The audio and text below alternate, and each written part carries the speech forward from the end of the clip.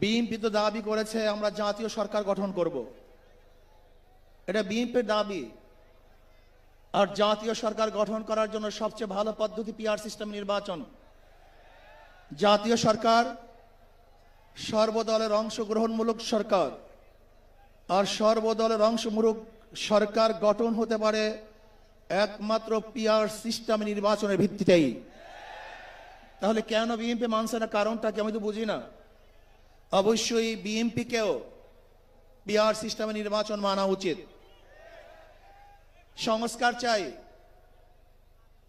BNP বলছে আমরা সরকার গঠন করে ক্ষমতায় গিয়ে সংস্কার করব। প্রথম প্রশ্ন হলো এই, আগামীতে বিএনপি ক্ষমতায় যাবেন, এই গ্যারান্টি আপনি কে দিয়েছে? আপনি কিভাবে ভেবেছেন যারা 91 থেকে 96 পর্যন্ত ফেল করার কারণে 96 ক্ষমতায় আসতে পারে নাই, আবার 2001 থেকে 2005 পর্যন্ত দেশ চালাবার কারণে 2008-এও তারা ক্ষমতায় আসতে পারে নাই। 2001-এ বিএনপি ইশতেহার ঘোষণা করেছিল, সেই ইশতেহারের মধ্যে 10%ও বিএনপি বাস্তবায়ন করতে পারে নাই। এমনকি 2001-এ বিএনপির ইশতেহারের 1 নম্বর শর্ত তারা পালন করতে পারে নাই। আমি বিশ্বাস করি আগামীতে ক্ষমতায় কে যাবে না না যাবে আমি জানি না, কিন্তু বাংলাদেশের জনগণ কোন দুর্নীতিবাজ, চাঁদাবাজ, দখলবাজ, খুনিদেরকে আর ক্ষমতায় নিবে না। বাংলাদেশের জনগণ রক্ত দিয়েছে, জীবন দিয়েছে বাংলাদেশে চাঁদাবাজি করার জন্য নয়, খুন করার জন্য নয়, দেশকে দখল করার জন্য নয়, দুর্নীতি করার জন্য মানুষ রক্ত দেয় নাই, জীবন দেয় নাই। বাংলাদেশের মানুষ জীবন দিয়েছিল, মানুষ মুক্তি পাবে, শান্তি পাবে। আমার গরিব দুঃখী মানুষ ক্ষুধার্ত থাকবে না, বাংলাদেশের একজন মানুষ খোলা আকাশের নিচে থাকবে না, বাংলাদেশের একজন গরিব বস্ত্রহীন থাকবে না। আমার বাংলাদেশের কোন মানুষ গুম হবে না, খুন হবে না, বাংলাদেশের কোন ব্যবসায়ীকে চাঁদা দিতে হবে না, বাংলাদেশের প্রত্যেক নাগরিক অধিকার বাস্তবায়ন হবে, তারা শান্তিতে বসবাস করতে পারবে, নির্বিঘ্নে ঘুমাতে পারবে, আমার মা বোনরা ইজ্জত দিয়ে রাস্তায় চলাফেরা করতে পারবে। বাংলাদেশের মসজিদ থাকবে, মাদ্রাসা থাকবে, দাড়ি থাকবে, টুপি থাকবে, দাড়ি পরে কেউ আক্রমণ করতে পারবে না, টুপিকে ছিনিয়ে কেউ নিতে পারবে না, ইসলামের বাইরে কেউ আইন পাস করতে পারবে না। এর জন্য মানুষ জীবন দিয়েছিল, রক্ত দিয়েছিল। দ্বিতীয়বার দাড়ি টানবে এই দৃশ্য দেখার জন্য মানুষ রক্ত দেয় নাই। মৌলবাদীর বিরুদ্ধে আঙ্গুল তুলবে, মোল্লা বলে গালি দিবে, আজকে টুপি দাড়িওয়ালাদেরকে ক্ষমতায় যেতে দেবে না, এই স্লোগান শোনার জন্য মানুষ রক্ত দেয় নাই। এই দৃশ্য দেখার জন্য বুকের তাজা রক্ত জমিনে ঢেলে দিয়ে মানুষ শাহাদাত বরণ করে নাই, বরং বাংলাদেশের মানুষ শাহাদাত বরণ করেছিল এই জাতিকে মুক্তি দেওয়ার জন্য, কোরআন ও সুন্নাহর আইন বাস্তবায়ন করার জন্য। বাংলাদেশের মানুষ ওই ভারতের গোলামি করার জন্য রক্ত দেয় নাই। বাংলাদেশের মানুষ ভারত আমাদের দেশে কর্তৃত্ব নেতৃত্ব করবে, আমেরিকা আমাদের দেশে কর্তৃত্ব নেতৃত্ব করবে, এর জন্য বাংলাদেশের মানুষ জীবন দেয় না, রক্ত দেয় নাই। বাংলাদেশের মানুষ সাধন, তারা নিজেরা আইন প্রণয়ন করবে, নিজেরা সংসদ পরিচালিত করবে, তারা নিজেদের পায়ে দাঁড়াবে। বাংলাদেশের মানুষ জীবন দিতে পারে কিন্তু কারোর গোলামি করতে পারে না। প্রিয় ভাইরা আমার, আমি বিশ্বাস করি আজকে মঞ্চে যারা আছেন, যদি আমরা মুনাফিকি না করি, মঞ্চে যারা আছে যদি মুনাফিকি না করি, মুখের এবং কাজের কথা যদি একসাথে থাকেন, মুখের সাথে কাজের যদি মিল থাকেন, আমি এই লক্ষ জনতার সামনে কসম করে বলতে পারি আগামীতে ক্ষমতায় যাবে ইসলাম, ক্ষমতায় যাবে ইসলাম, কোন সন্দেহ নাই।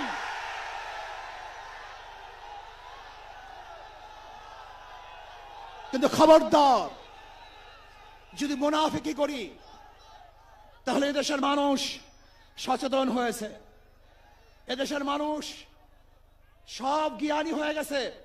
বিশ্বাস করবেন না, একজন রিকশাওয়ালা, ঠেলাওয়ালা, কুলি মজদুরের বক্তব্য শুনলে আমরা আশ্চর্য হয়ে যাই বাংলাদেশের মানুষ কত সচেতন, তারা কত সচেতন হয়েছে। যদি আমরা মুনাফিকি না করি, যদি আমরা ঐক্যবদ্ধ থাকি, বাংলাদেশে একটা বাক্স ইসলামের নামে দিতে পারি। যেরকম আমেরিকা এবং ওই জারস ইসরায়েল ইরানের উপর আক্রমণ করে ভেবেছিল মুহূর্তের মধ্যে নিশ্চিহ্ন করে দিবে, কিন্তু আক্রমণ করার পরে দেখেছে ইরানের গুহার থেকে কোথার থেকে বোম মিজাইল চলে আসছে। আমেরিকা এবং ইসরায়েল যেরকম অনুভব করতে পারে নাই, বাংলাদেশের বুকে যদি একটা বাক্স দেওয়া হয়, বাংলাদেশের ঘরের থেকে এমন মিসাইল বের হবে, এমন বোমা বের হবে, গোটা বাংলাদেশ থেকে, গোটা দুনিয়া থেকে ইসলামের দুশমনকে ধ্বংস করে ফেলবে ইনশাআল্লাহ। ঐক্য হন, মুনাফিকি করবেন না, একসাথ হন, ঐক্যবদ্ধ হন। এইটা আমার মেসেজ থাকবে। যদি ঐক্যবদ্ধ ভাবে ক্ষমতার লোভকে সংবরণ করে আমি ক্ষমতায় যেতে চাই না, ইসলামকে ক্ষমতায় নিতে চাই। আমি ক্ষমতায় যাইতে চাই না, কোরআন ও সুন্নাহকে ক্ষমতায় নিতে চাই। যদি আদর্শ লালন করেন, এই নীতি আদর্শ যদি গ্রহণ করেন, ইনশাআল্লাহ নাসরুম মিনাল্লাহি ফাতহুন করিব, অবশ্যিরিস সাবিরিন। সেই দিন আসতেছে, আমি দেখতেছি, মনে হয় আমার চোখের সামনে আমি দেখতেছি ওই সংসদের মধ্যে কলেমার কথা হবে, কোরআন ও সুন্নাহর কথা হবে, লা ইলাহা ইল্লাল্লাহ উচ্চারিত হবে। গোটা বাংলাদেশের মানুষ শান্তিতে বসবাস করতে পারবে, জুলুম থাকবে না, অত্যাচার থাকবে না, অবিচার থাকবে না। প্রত্যেকটা মানুষের প্রাপ্তি তাদের ঘরে ঘরে পৌঁছানো হবে। আজকে আমার মা বোনেরা মনে করছে ইসলাম ক্ষমতা আসলে আমাদের অবস্থাটা কি হবে। ইসলাম ক্ষমতা আসলে প্রত্যেকটা মা বোনের ন্যায্য অধিকারকে প্রতিষ্ঠিত করা হবে। ইসলাম ক্ষমতা আসলে আগামী 5-10 বছরের মধ্যে সমস্ত গরিবরা দরিদ্র সীমার উপরে চলে যাবে। ইসলাম ক্ষমতা আসলে 28 লক্ষ কোটি টাকা বিদেশে পাচার হবে না, দুর্নীতি থাকবে না, জুলুম থাকবে না, অত্যাচার থাকবে না, নির্বিচারে কোনো মানুষ আর খুন হবে না, গুম হবে না। ইসলাম ক্ষমতা আসলে শ্রমিকদেরকে তাদের অধিকার আদায়ের জন্য রাস্তায় নামার কোনো প্রয়োজন হবে না। ইসলাম ক্ষমতা আসলে কৃষক, শ্রমিক, মজদুররা তাদের অধিকারকে প্রতিষ্ঠিত করার জন্য ইসলামী সরকার তাদেরকে নিয়ে কমিটি গঠন করে তাদের প্রাপ্তি তাদের কাছে পৌঁছায় দেবে। আসুন ইসলামী হুকুমাত কায়েম করার জন্য আমরা চেষ্টা করব। আজকে আমাদের এই জনসভায় যশোর থেকে আমার কিছু ভাই আসার সময় তার অ্যাক্সিডেন্ট হয়ে শাহাদাত বরণ করেছে। আল্লাহ তাদেরকে জান্নাতুল ফেরদাউস দান করেন। আমার অনেক ভাইয়ের আহত অবস্থায় আছে, আল্লাহ পাক তাদেরকে সুস্থ করে দেন। আসুন আজকে জনসমুদ্রে আমরা আসছি, আমাদের টাকা নাই, পয়সা নাই, নিজের পয়সা দিয়ে এসছি, নিজের খানা খেয়েছি। এই জাতিকে, এই দলকে, এই কাফেলাকে গোটা দুনিয়ার কোনো প্রশক্তি পরাজয় করতে পারবে না, থামিয়ে রাখতে পারবে না। অবশ্যই ইনশাআল্লাহ আমরা বিজয় হব। আল্লাহ আমাকে এবং সবাইকে ইসলাম হুকুমাত কায়েম করার তৌফিক দান করেন। আমা আলাইনা ইল্লাল বালাগ। আসসালামু আলাইকুম ওয়া রাহমাতুল্লাহি ওয়া বারাকাতুহু।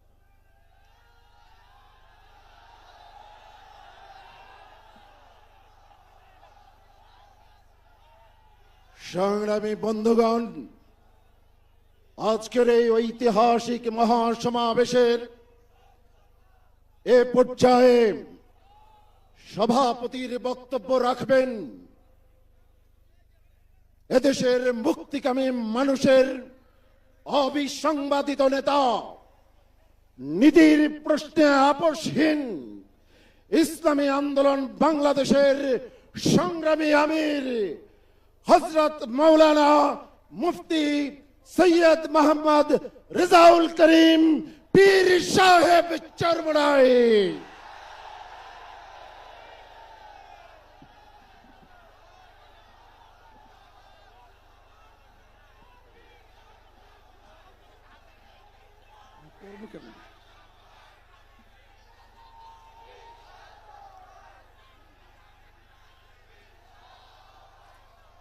আসসালামু আলাইকুম ওয়া রাহমাতুল্লাহি ওয়া বারাকাতুহু। بسم الله الرحمن الرحيم نحمده ونصلي على رسوله الكريم أما بعد فأعوذ بالله من الشيطان الرجيم بسم الله الرحمن الرحيم ظهر الفساد في البر والبحر بما كسبت أيدي الناس صدق الله العلي العظيم সবাই দুরূদ শরীফ পড়ি اللهم صل على سيدنا نبينا وشفيعنا وحبيبنا ومولانا محمد صلى الله عليه وعلى آله وأصحابه وبارك وسلم আজকের এই সমাবেশ কি উদ্দেশ্যে ইতিমধ্যে আমরা গুরুত্বপূর্ণ ব্যক্তিদের গুরুত্বপূর্ণ আলোচনার মাধ্যমে আমরা মেসেজ পেয়েছি সামনে বাংলাদেশকে এই লক্ষ্যে আমরা গঠন করার দায়িত্ব পালন করব ইনশাআল্লাহ।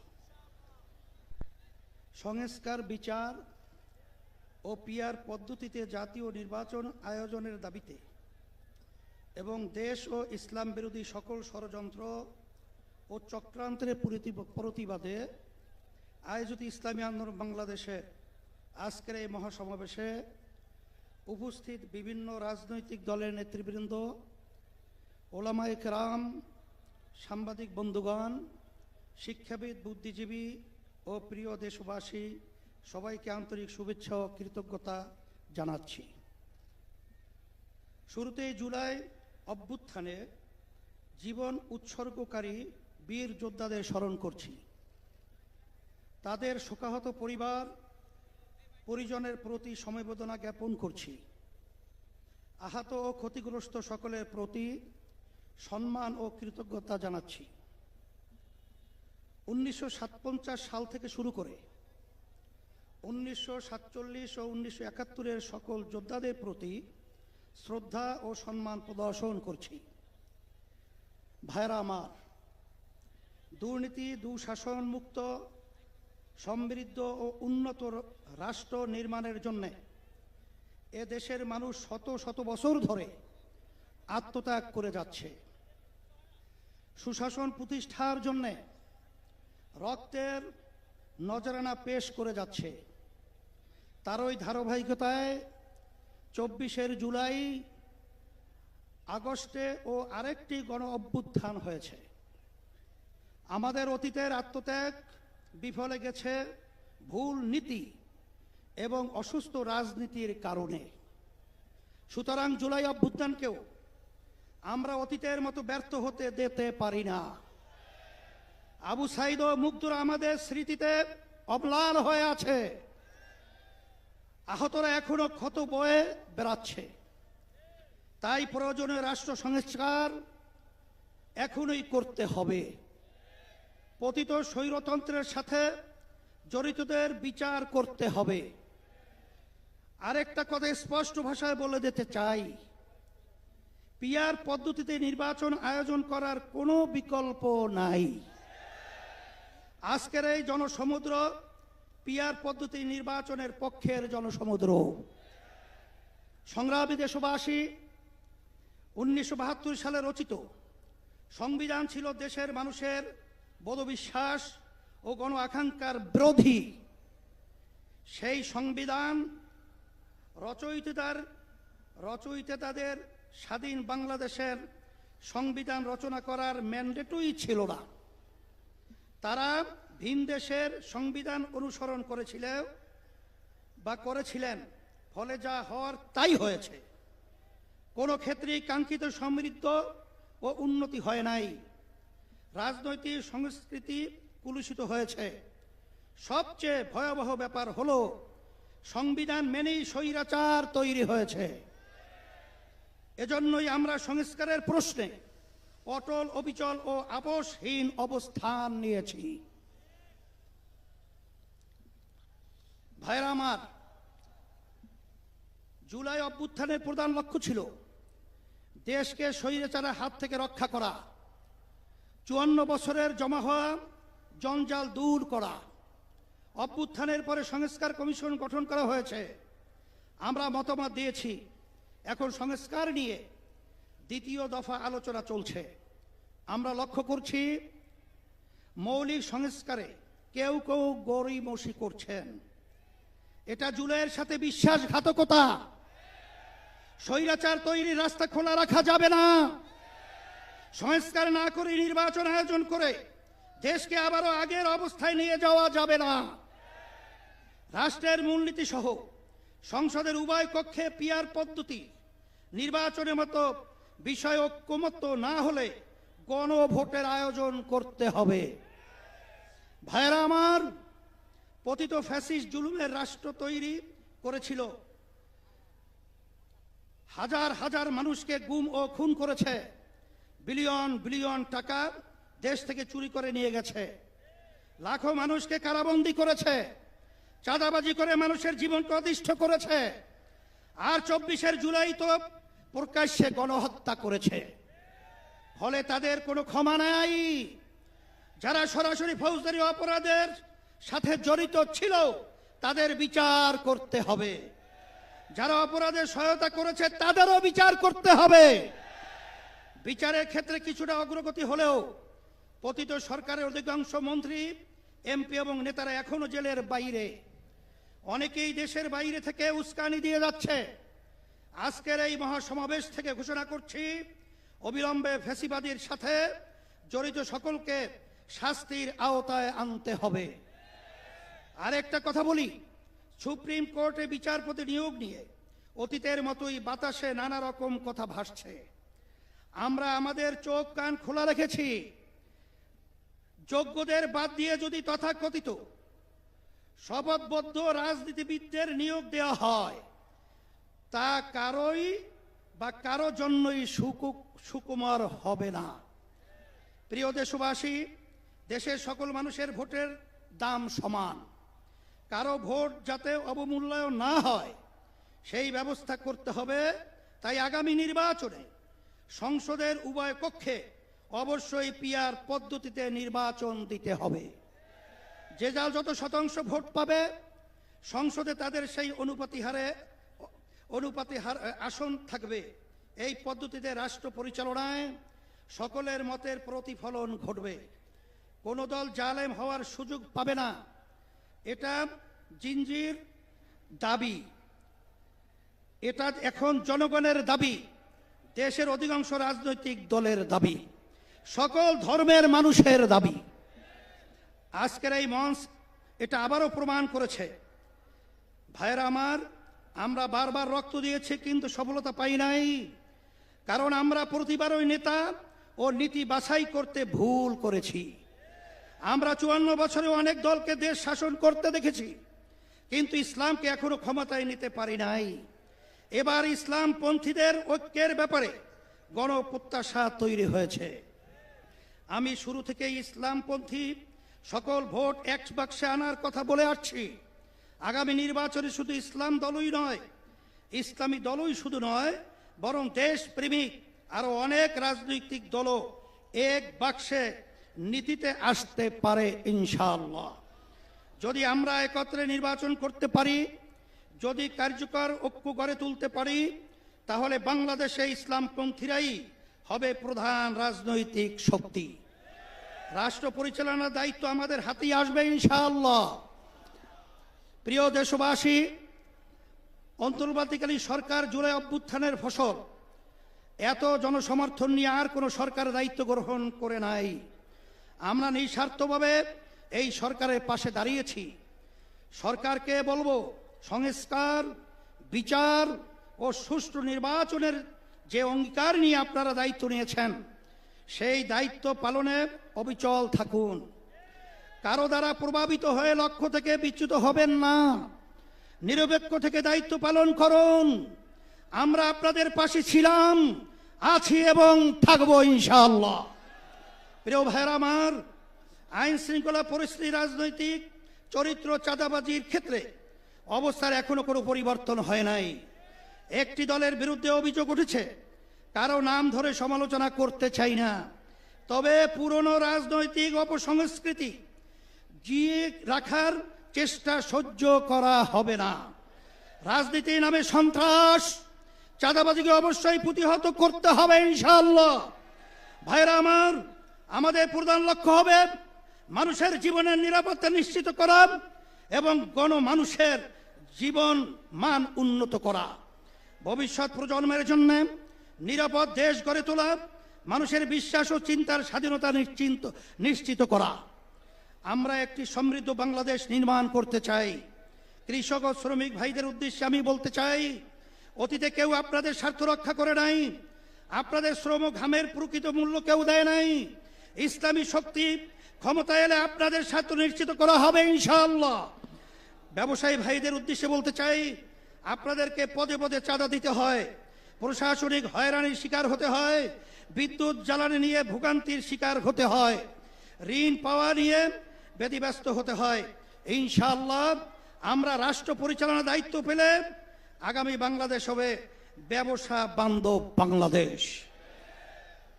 জেনজীব তরুণদেরকে বলি, তোমরা আমাদের ভবিষ্যৎ, তোমাদের সম্ভাবনা কিসের জন্য আমরা ওয়াদাবদ্ধ।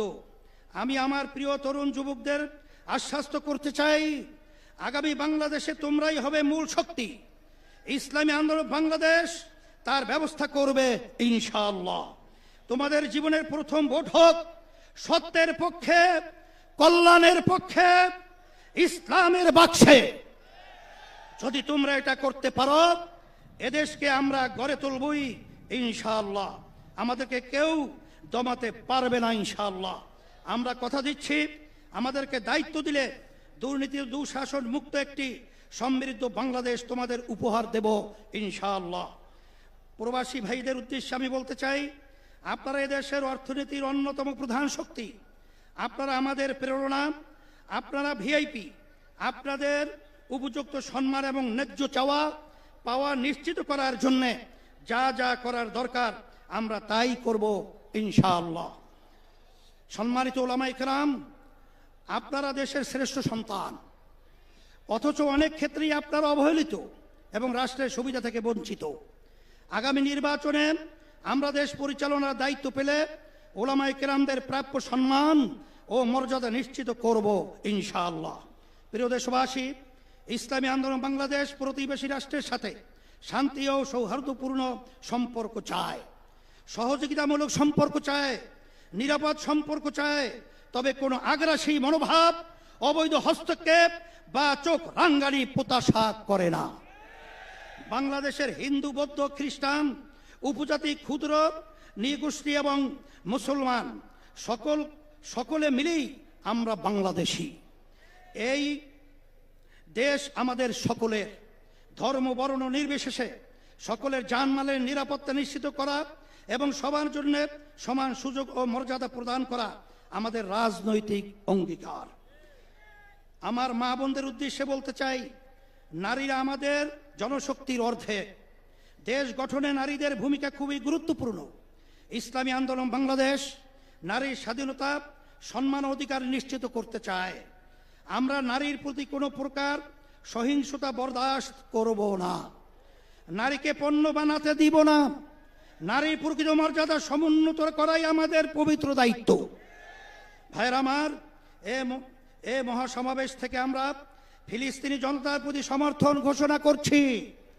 প্রথম কিবলা বাইতুল মুকাদ্দাসের মুক্তিসহ স্বাধীন ফিলিস্তিন রাষ্ট্র প্রতিষ্ঠার জন্য সব মুসলিম দেশের রাষ্ট্রপ্রধানদের কার্যকর উদ্যোগ নেওয়ার জোর দাবি জানাচ্ছি।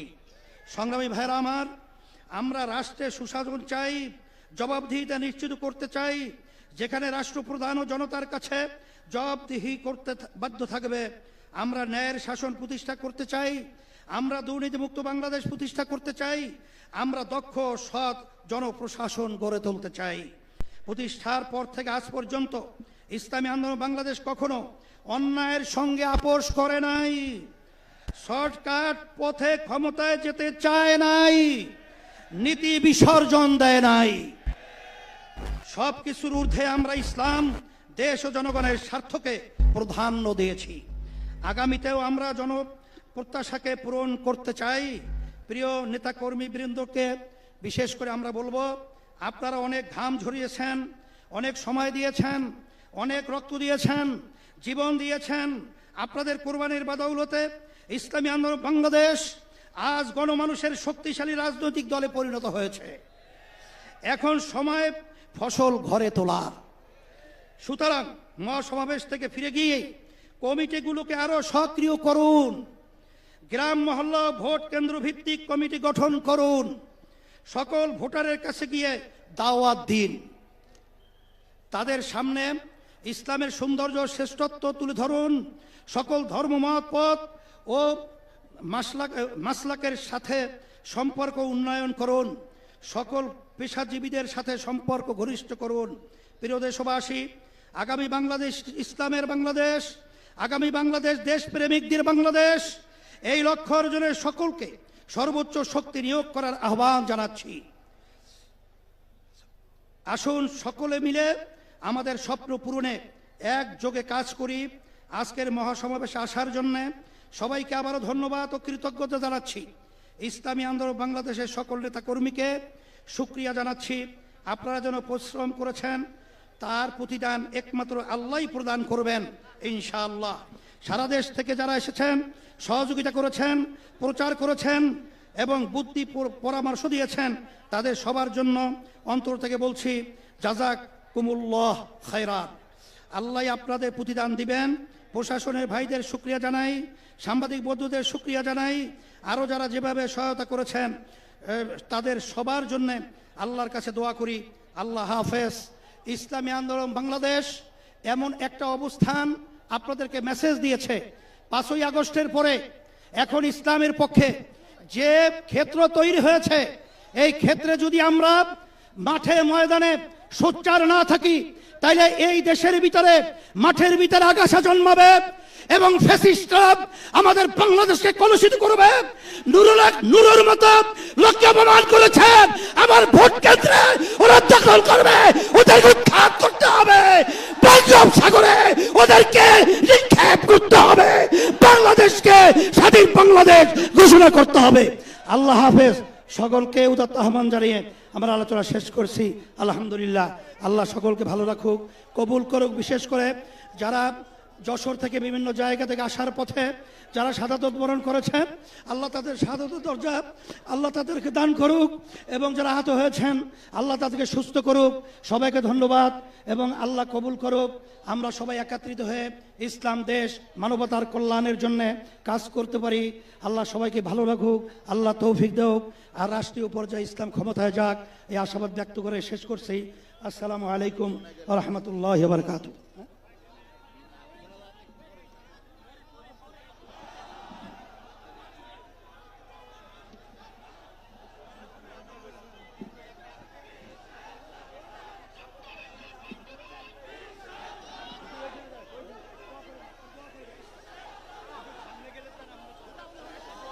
আচ্ছা, সবাইকে এখন দোয়া করি। আল্লাহুম্মা আমিন।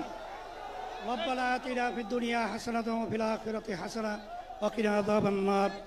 আল্লাহ আমাদের দেশকে আপনি রক্ষা করেন, আল্লাহ ইসলামকে আপনি রক্ষা করেন, আল্লাহ মানবতার কল্যাণকে আপনি প্রতিষ্ঠিত করেন, সর্বদিক থেকে আপনি আমাদেরকে হেফাজত করেন। আল্লাহ সব আপনাদের সুপর্দ করলাম। দয়া করে সমাবেশকে ইসলামদের মানবতার কল্যাণের জন্য আপনি কবুল করে নেন। আমাদের সবাইকে ঐক্যবদ্ধ হয়ে আল্লাহ ইসলাম প্রেমিক যারা রয়েছেন, দেশপ্রেমিক যারা রয়েছেন, তাদেরকে নিয়ে একত্রিত হয়ে আমরা দেশের কল্যাণে কাজ করতে পারি। আর বিশেষ করে যারা ক্ষমতা প্রেমিক রয়েছেন, আল্লাহ আমরা সবাই একত্রিত হয়ে ক্ষমতা প্রেমিকদেরকে এই দেশ থেকে যেন উৎখাত করতে পারি, আমাদেরকে তৌফিক দান করেন। বিরহমাতিকা ইয়া আরহামার রাহিমিন।